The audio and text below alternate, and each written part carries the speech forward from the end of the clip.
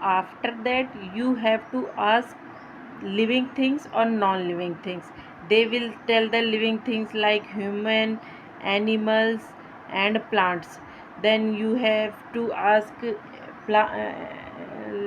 animal and human are dependent on their food on plants. Then where the plants get their food. So this is the actual topic. Then they will think about this, where plants get their food from. Then you have to tell the process of making the food by the plant is called photosynthesis. And then you have to write down the topic what which is photosynthesis. Then you have to take a little plant with you, and then you have to show them root system, shoot system. Then you have to tell in what which part of the plant basically responsible for making the food in plants, which is obviously are the leaves.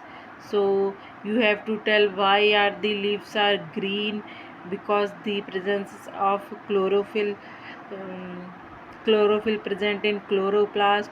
How they basically how they get food from the. And one more important thing in photosynthesis process, light is very important source. So that's why sun is called ultimate source of energy. Because of the sun they will get the sunlight, and after that they will prepare the food, and which release carbon dioxide and all this thing which we discussed the later. So that's why we call the sun is the ultimate source of energy.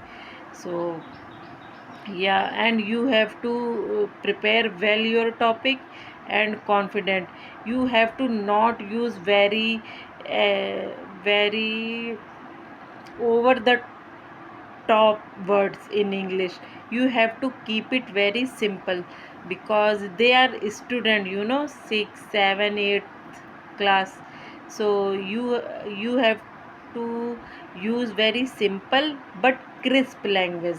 They will understand all the things you are telling. It's not like